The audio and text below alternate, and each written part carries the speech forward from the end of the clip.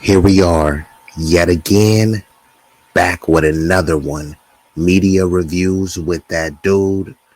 We got a video from Ricardo Ignacio talking about racist Dominicans. Where have I heard this before? We're going to get right into it. Let's commence. Say we are racist? Dominicans? Ah, Of course. elaborate. I think that racism, colorism has been so normalized that they do not even see it as a problem. That is the reason why every time you stand up for it, they call you crazy. Por ejemplo, a mí me dicen, tú eres muy acompleja. Lo primero acomplejados son los negros. So I'm going to let it play, but I'm going to be interjecting in to make some points and expound on some of the issues that they're bringing up.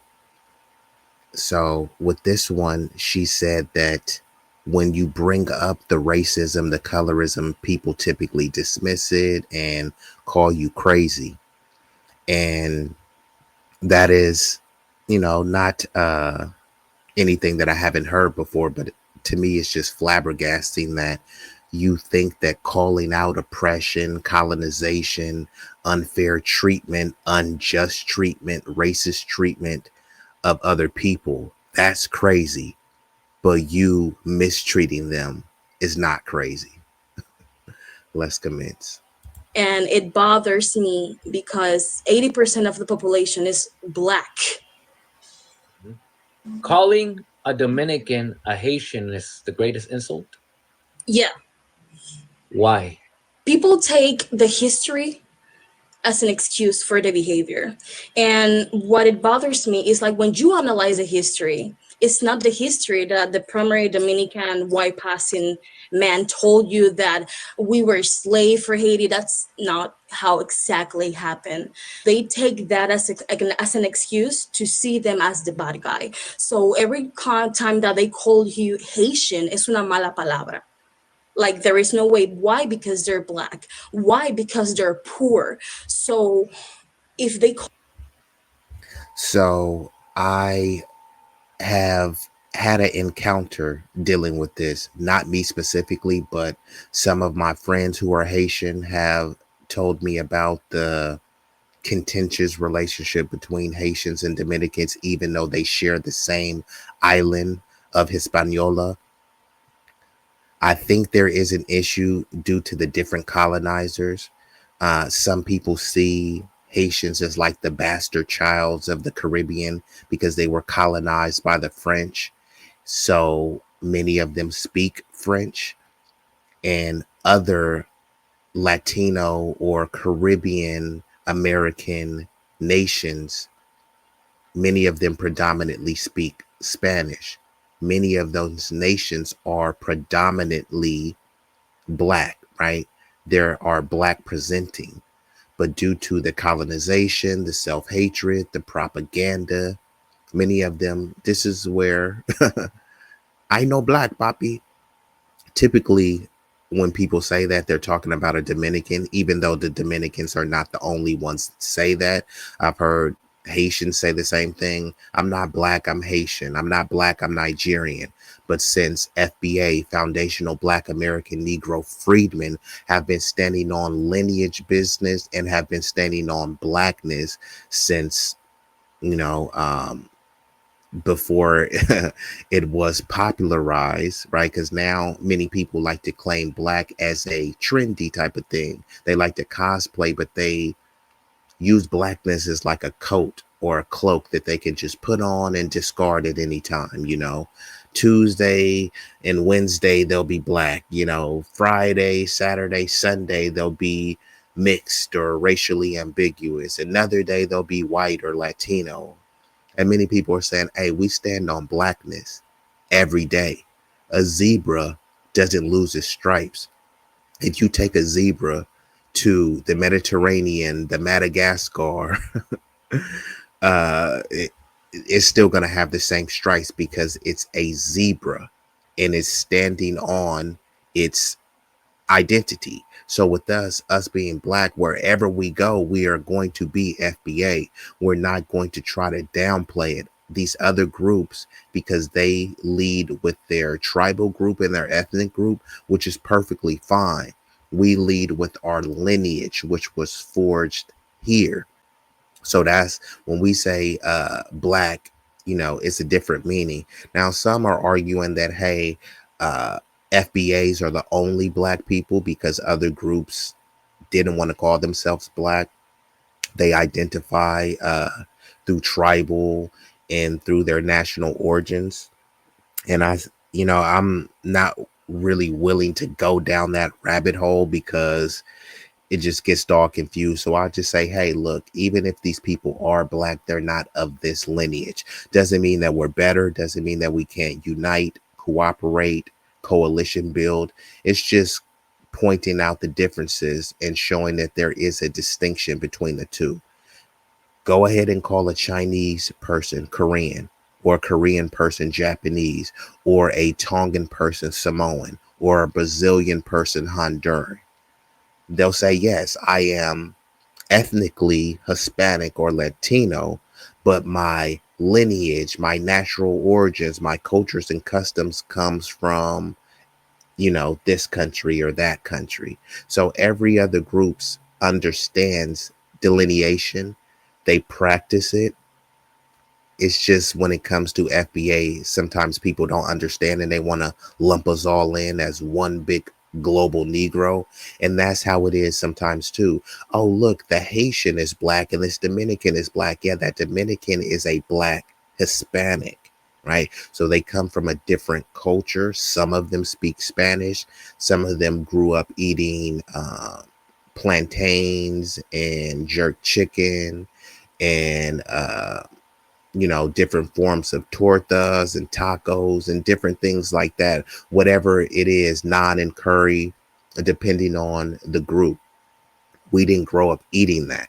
We grew up eating different cuisine, a different culture, but it's beautiful to come together and discuss the differences and distinction between the cultures rather than just lumping them all in together as one big global Negro. Because if that's what y'all want to do with black people, FBA specifically, then I'll just do that with every other group, right? There will be no difference between a Mexican and a Dominican, no difference from a Honduran and a Venezuelan, right? No different from a Brazilian and a Puerto Rican. That would be unfair and it would be foolish as well. So let's just all start standing on lineage business, carrying out the delineation process, but do it in a respectful manner. Let's commence. I'm going to play it back a little bit just so you can get the full context. Happen, they take that as an excuse to see them as the bad guy. So every you that we were slave for Haiti, that's not how exactly happened. They take that as an excuse to see them as the bad guy. So every time that they call you Haitian, es una mala palabra. Like there is no way. Why? Because they're black. Why? Because they're poor. So if they called you Asian, automatically they are assuming that you are as low as they think that Haitians are. That is the worst thing that could ever happen to you. I was in the dinner of Christmas Eve talking with my aunt, and she told me that in sus tiempos, en su época, every time that a policeman here in Dominican Republic do something wrong, something illegal, and the state wanted to punish them, they sent them to the border as a punishment. Like that is the worst thing that could ever happen to a Dominican. Go to the border with the Haitians. So I have a Haitian friend who has a brother. This Haitian friend lives in Dominican Republic, very light skinned. So while living in Dominican Republic, he as a light skinned Haitian does not get pulled over or stopped by authorities. However, his brother, who is darker complexion, stopped in front of him. They're both brothers, but one of them is light skin, and the one dark skin gets pulled over so often. And the brother is just like, it's not that the Haitian is the problem, it's the It's black. the color. is the blackness. Yeah. They try to justify it by saying, no, it's a Haitian problem. No, No. because it's the black. And that's the issue, right? So this is why many say, yeah, we are the only black people because we stand on blackness. The other groups, not all, like to distance themselves from blackness. I know black, Poppy. And when we say, cool, you're not black, you're not like us, then there's a contingent turning around. Well, you can't police blackness and you can't tell me who is and isn't blackness. So it's kind of song and dance where people like to tap dance into and out of blackness. And no black people are oppressing them. The people that are oppressing them are European Spanish colonizers, right? Or on the Haitian side, French colonizers who are not black. But much of the vitriol goes towards FBA, Foundational Black Americans. And I think it's much of it is rooted in self hatred because they know, okay, the black race is considered the bottom caste of society. So if I'm associated with that, that means I'm a failure. I'm miserable. I'm at the bottom. So I have to say, oh, no, no, I know black, papi. I'm Hispanic. I'm Dominican. I'm Haitian. I'm Brazilian. Yeah, the world still sees you as a nigga, a negro, a mayate, a chango, right? These are not my words or my terminology or my ideology. If you think I'm just gaslighting, listen to what Mr. Ignacio and his guest has to say. Go to these countries and experience it firsthand. Just look at the representation, when you're looking in the movies, do you see the dark Latinos represented as, hey, look, this is the face of the Dominican Republican or this is the face of Mexico? No, they're always going to put a lighter, whiter face to represent their nation, culture, custom, and values. That doesn't speak to the entirety of what that race and population of people actually look like and identify as, but it's part of the propaganda and to continuously push the mejor la raza type of ideology. Whether they use that terminology specifically, the advancing the race, i.e., whitening the race, it still is a pervasive thought. And it's so pervasive that what's explained, or excuse me, what's understood need not be explained. So a lot of this stuff is already understood subconsciously. So you don't even need to go into a conscious mode because it's already innately programmed in many, not all, that blackness is bad, blackness is the lower caste. So we want to get closer to whiteness because it's more beautiful, it's more exotic, it's more pure and angelic. That's not the truth, but that's what many believe. Let's commence. Blackness, Yeah. what you're trying to get rid of So my mom is often. And the brother is just like, it's not that the Haitian is the problem, it's the black. is the color, is the blackness. Yeah. They try to justify it by saying, no, it's a Haitian problem. No, No. because it's the blackness, Yeah. what you're trying to get rid of. So my mom.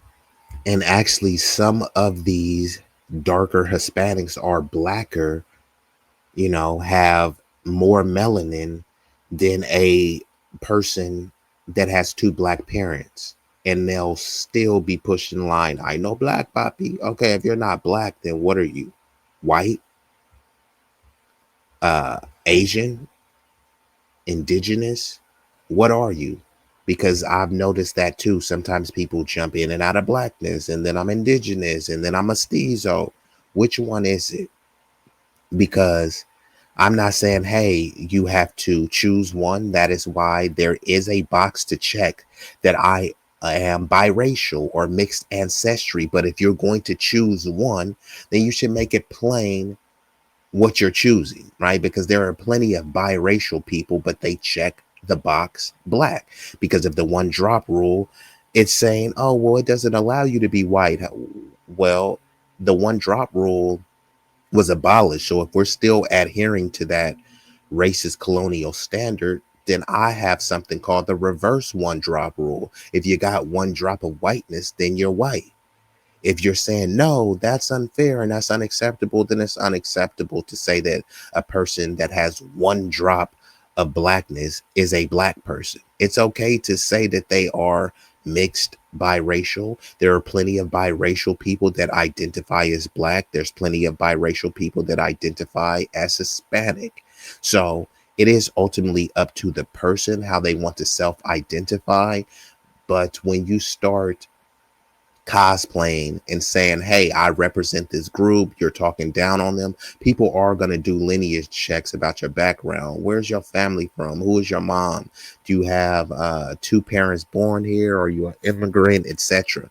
And I'm not saying this is right or wrong. I'm just saying that it is reality.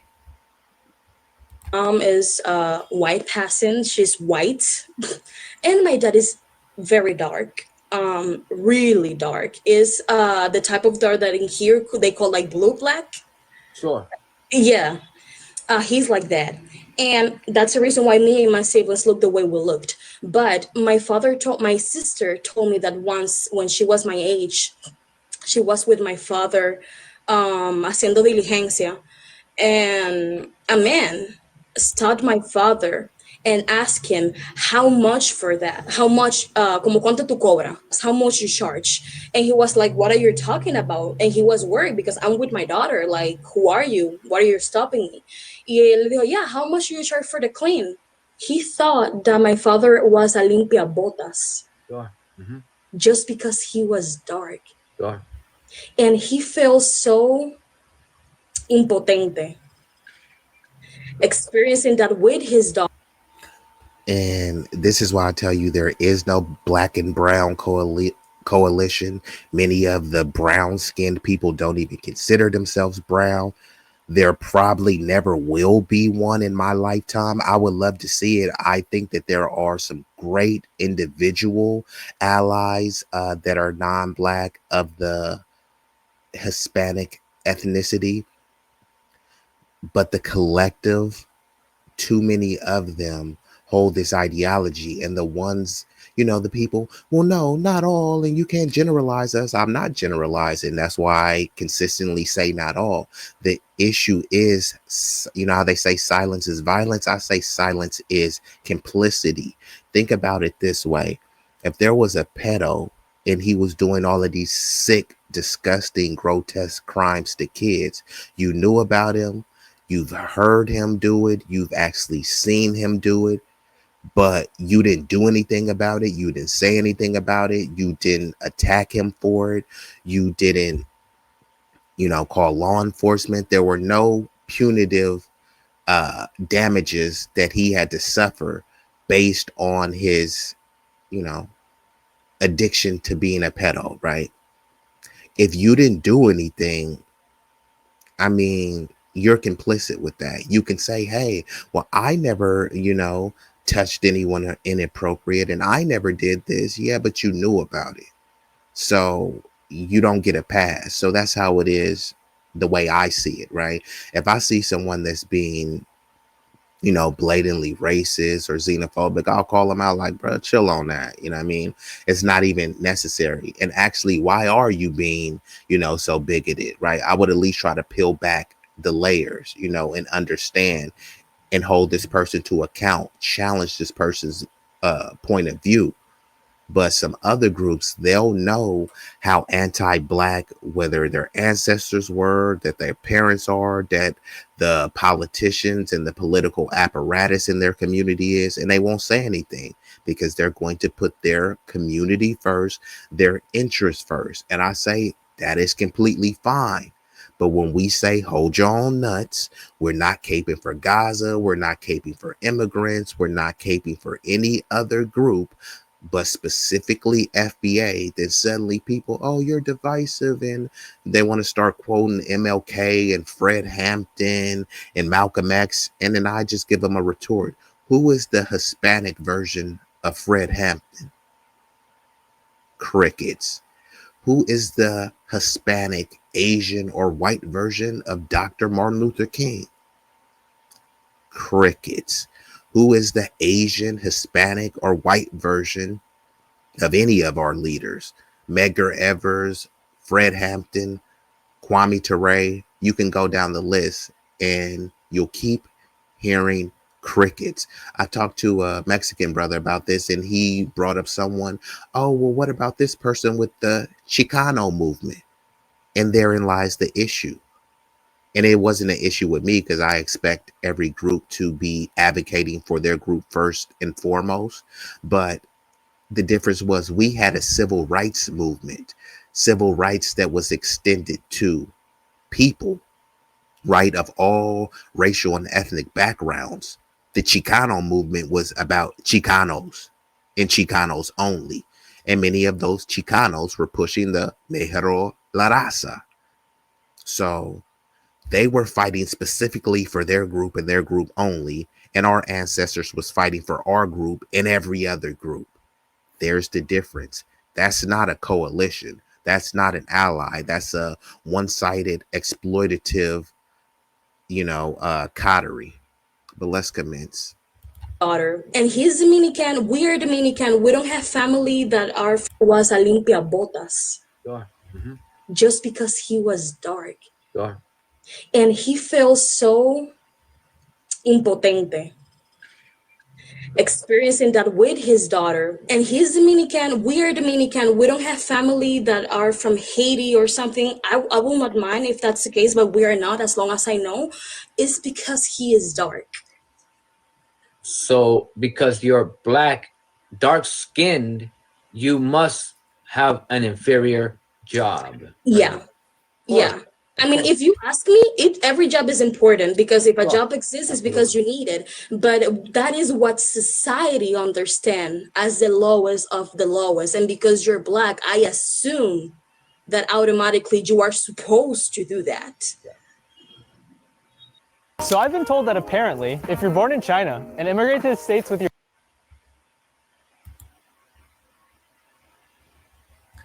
Okay, so that's the end of the video. Let me go ahead and take that down. Shout out to Ricardo Ignacio and his guests. I always give props because I know that it takes courage to speak up, even though this should be, common. It shouldn't be anything spectacular to say, yeah, I saw some racist or anti black or anti anything in my community. This is what we need to fix. This is what we need to tighten up on. Now, typically when you hear this type of stuff, people start to deflect. Well, what about black on black crime? That has nothing to do with your bigotry, right? Are you saying that, hey, if there was less crime, that you would start treating black people better? Like, what about personal responsibility? You can't convince me that, hey, you're only being oppressive towards black people because of crime, because in Latin America, most of the violent cities in all of the land are in Latin America.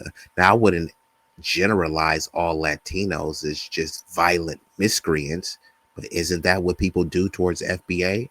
So I say, hey, if that's what you want to do, Cecil, SESL, same energy, same logic, then that means I have to judge you by the Colombian cartel and the Mexican cartel and all of the gang activity in the favelas, right? If you don't want me doing that, then lay off criminalizing, generalizing, and demonizing FBA. If you truly want to see a black and brown or a minority marginalized group coalition, then you gotta stop the anti-blackness, call out the anti-blackness, and then we can move on from there. No group is perfect. Black people are not perfect. Black people have flaws and they get called out every day and they're held to account to them every day, whether it's rhetorically or whether it is physically being mass incarcerated, punished, giving 20% more jail time on average for the same offense as their white counterparts. So as a society, we all could tighten up. So If there's anything that you believe that I missed in this video, feel free to leave it in the comments. If you want to join a panel and we can have a deeper, broader discussion about this, let's do it. Like, share, subscribe. I'm out.